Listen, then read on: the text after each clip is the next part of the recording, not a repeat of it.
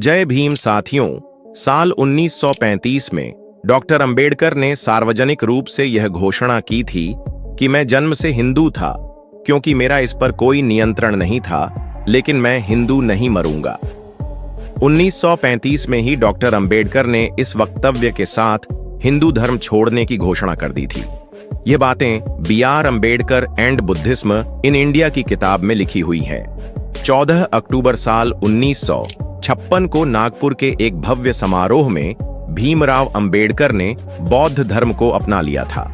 उनका मानना था कि मेरा प्राचीन धर्म जो है समानता और उत्पीड़न को बढ़ावा देता है। महाराष्ट्र के चंद्रपुर में डॉक्टर अंबेडकर ने सामूहिक धर्म परिवर्तन का एक कार्यक्रम भी किया और अपने अनुयायियों को 22 शपथ दिलाई, जिनका सार यह था कि बौद्ध धर्म अपनाने के बाद किसी हिंदू देवी देवता और उनकी पूजा में विश्वास नहीं किया जाएगा, हिंदू धर्म के कर्मकांड नहीं होंगे और ब्राह्मणों से किसी किस्म की कोई पूजा अर्चना नहीं करवाई जाएगी। इसके अलावा समानता और नैतिकता को अपनाने संबंधित कस्में भी थी। ऐसे कुछ विचार थे। भीमराव अंबेडकर के धर्म के प्रति भीमराव अंबेडकर के विचारों से काफी हिंदू लोग भी नाराज थे। डॉक्टर अंबेडकर के धर्म परिवर्तन के बाद भी समय समय पर दलितों ने बड़ी संख्या में बौद्ध धर्म स्वीकार किया, लेकिन यह भी है कि 6 दिसंबर 1956 को उनकी मृत्यु के बाद ये आंदोलन थोड़ा धीमा जरूर पड़ा। भीमराव अंबेडकर समाज के द्वारा बनाई गई निम्न जाति के लोगों के साथ हो रहे अन्याय के सख्त खिलाफ थे और इसके लिए वे गांधी जी से भिड़ने में बिल्कुल भी नहीं कतराते थे। और उस समय में गांधी जी से भिड़ना मतलब कांग्रेस से भिड़ना। शायद इसलिए वे अपने जीवन में एक भी चुनाव नहीं जीते थे और इस विषय पर वे गांधी जी और आम सभाओं में खुलकर बोलते थे। इस बात को हम इस तरह से समझ सकते हैं कि एक बार बाबा साहब ने आम मंच पर से भागवत गीता की आलोचना कर दी। बाद में जब BBC न्यूज ने उनसे पूछा कि आपने हिंदू होकर हिंदुओं के सबसे पवित्र ग्रंथ के बारे में ऐसा क्यों, का उनका जवाब बिल्कुल सीधा था। उन्होंने कहा कि इसमें निम्न जाति के लिए बेहद भावपूर्ण बातें थीं। तब एक तरह से देखा जाए तो वह हिंदू धर्म के बिल्कुल खिलाफ हो गए थे और इसके पीछे वजह जाति के आधार पर भेदभाव को मानते थे। भीमराव अंबेडकर का सपना था कि पिछड़ी जाति के साथ हो रहे अन्याय को मिटाया जाए। तो आइए दोस्तों, आज हम जानेंगे बाबा साहेब भीमराव अंबेडकर की कुछ ऐसी बातें जो आप शायद नहीं जानते होंगे। बाबा साहेब का मानना था कि कानून और व्यवस्था राजनीति रूपी शरीर की दवा है और जब यह राजनीति रूपी शरीर बीमार पड़े तो दवा देना जरूरी होता है। यानी वे कानून व्यवस्था को सभी समस्याओं का हल मानते थे, लेकिन तब जब यह पूरी तरह सभी पर समान रूप से लागू हो। दोस्तों, अपने द्वार के सबसे ज्यादा शिक्षित और विद्वान होने के बावजूद उन्होंने गांधी जी के साथ मिलकर कभी स्वतंत्रता आंदोलन में भाग नहीं लिया। इसका यह मतलब कतई नहीं था कि वह आजादी नहीं चाहते थे, बल्कि उनका कहना था कि हमारे देश में अंग्रेजों की गुलामी के खिलाफ एक आवाज में लाखों लोग इकट्ठा हो जाते हैं, लेकिन जब अपने ही दलित भाइयों के इंसाफ की बात आती है तो यही लोग मुंह मोड़ लेते हैं। दोस्तों, गांधी जी और बाबा साहेब दोनों की उम्र में एक पीढ़ी का अंतर था। गांधी जी का जन्म 2 अक्टूबर 1869 को, जबकि अंबेडकर जी का जन्म 14 अप्रैल 1891 को हुआ था। इस तरह बाबा साहेब उम्र में गांधी जी से 22 वर्ष छोटे थे। भीमराव अंबेडकर को करीब 9 भाषाओं का ज्ञान था। इसके अलावा उन्होंने 21 सालों तक कई सारे धर्मों का ज्ञान भी लिया।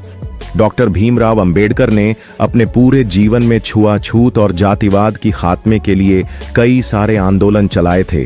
उन्होंने अपना पूरा जीवन गरीबों, दलितों और समाज के पिछड़े वर्गों के उत्थान के लिए लगा दिया था।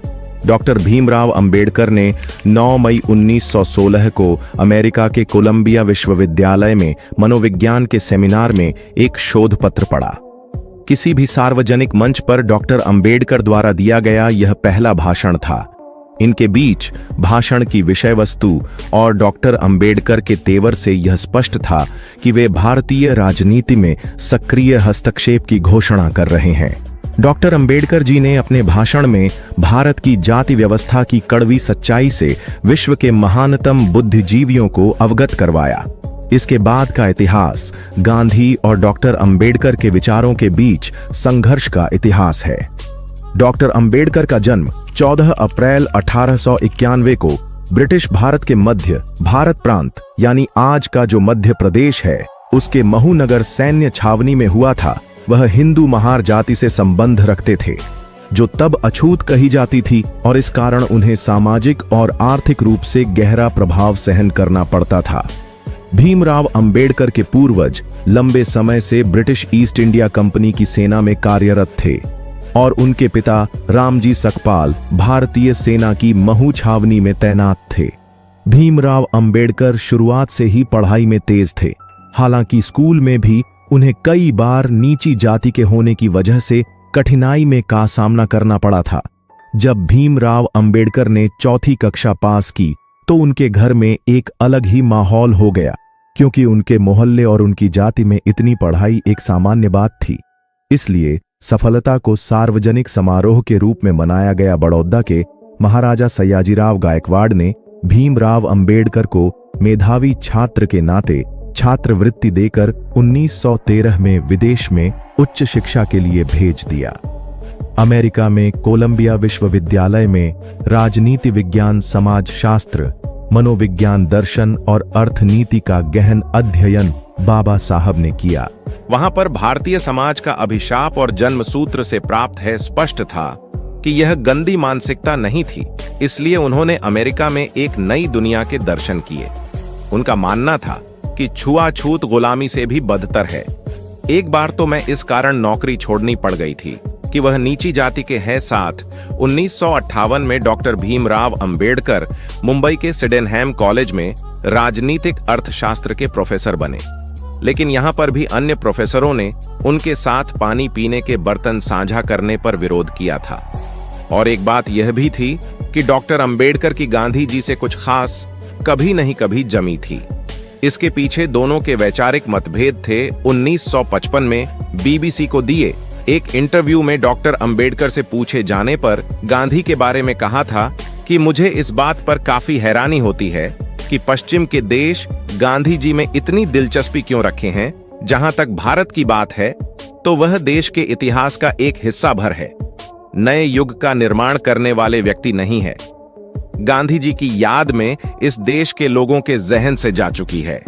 डॉक्टर अंबेडकर ने कहा, मैं गांधी से एक विरोधी की तरह मिला हूं। मुझे लगता है कि दूसरों की तुलना में मैं उनको अच्छे से जानता और समझता हूं, क्योंकि उन्होंने मुझे अपने जहरीले दांत दिखाए हैं। मैं उस इंसान के भीतर झांक कर देख पाया, जबकि अन्य लोग वहां भक्तों की तरह जाते हैं और कुछ नहीं देख पाते थे। वह केवल बाहरी छवि देख पाते थे जो उन्होंने महात्मा की बनाई हुई थी। महात्मा गांधी की आत्मकथा पढ़ने वाले भली भांति जानते हैं कि वह बचपन से ही छुआछूत को नहीं मानते थे। उनका मन यह कतई स्वीकार नहीं करता था कि इंसान के बीच इतना भेद हो सकता है, एक दूसरे को स्पर्श करने से दूसरा भ्रष्ट हो जाता है। ये वो बिल्कुल भी स्वीकार नहीं करते थे। वो चाहते थे कि ऐसा समाज बने जिसमें सभी लोगों को बराबरी का दर्जा हासिल हो, क्योंकि सभी को एक ही ईश्वर ने बनाया था, उनमें भेदभाव नहीं किया जाना चाहिए।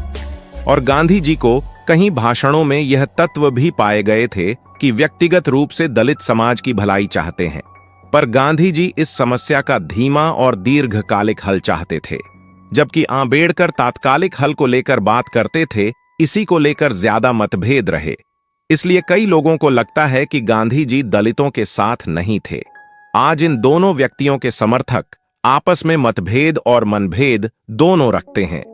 एक पक्ष के समर्थक बिना दूसरी को पड़े आरोप प्रत्यारोप करते रहे हैं, क्योंकि अंबेडकर जी का भी यही मानना था कि देश की आजादी में गांधी जी का योगदान बहुत ही अहम है। इसलिए उन्होंने कहा था कि मेरे मन में गांधी जी के प्रति आदर है। आप जानते हैं कि चाहे कुछ भी हो जाए, गांधी जी को पिछड़ी जाति के लोग अपनी जान से भी ज्यादा प्यारे थे। और दोस्तों, आप इसकी दूसरी तरफ देख सकते हैं कि साथ ही गांधी जी ने ही डॉक्टर अंबेडकर का नाम संविधान सभा के लिए सुझाया था, क्योंकि उस समय उनसे ज्यादा पढ़ा लिखा कोई नहीं था और गांधी जी का मानना था कि इसका फायदा देश को जरूर होना चाहिए। और इसके पश्चात डॉक्टर अंबेडकर जी ने भी संविधान में गांधी जी के दर्शन को स्थान दिया। आज का हमारा संविधान कहीं पायदानों पर गांधी जी की विचारधारा से अभिभूत है, जो कि बाबा साहब की देन है। डॉक्टर अंबेडकर जी ने देश की भिन्न भिन्न जातियों को एक दूसरे से जोड़ने के लिए पुलिया का काम किया था। सबके समान अधिकार की बात पर जोर देते थे। डॉक्टर अंबेडकर जी के अनुसार अगर देश की अलग अलग जाति एक दूसरे से अपनी लड़ाई खत्म नहीं करेगी तो देश एकजुट कभी नहीं हो सकता। डॉक्टर अंबेडकर मधुमेह से पीड़ित थे और 6 दिसंबर 1956 को उनकी मृत्यु दिल्ली में नींद के दौरान उनके घर में हो गई और उन्हें अपने जीवन में बहुत धर्म को मान लिया था, इसलिए मई का अंतिम संस्कार बौद्ध धर्म की रीति रिवाज से ही हुआ था। 1990 में उन्हें मरणोपरांत भारत के सर्वोच्च नागरिक सम्मान भारत रत्न से सम्मानित किया गया। आज की वीडियो में बस इतना ही। यदि आपको हमारे द्वारा बनाया गया यह वीडियो पसंद आया हो और आप चाहते हैं कि हम बाबा साहब के इस मिशन को बाबा साहेब पर बनाया गया हमारा ये वीडियो कैसा लगा, आप हमें कमेंट करके जरूर बताएं। दोस्तों, आज की वीडियो में बस इतना ही। इस चैनल पर मैं सिर्फ बाबा साहेब के जीवन से जुड़ी छोटी बड़ी सभी जानकारी लेकर आता रहता हूं। यदि आप बाबा साहब को पसंद करते हो और इनके बारे में और अधिक जानना चाहते हो, को पूरा देखने के लिए धन्यवाद। उम्मीद करता हूं आपके विचार भी बाबा साहब की तरह अच्छे होंगे।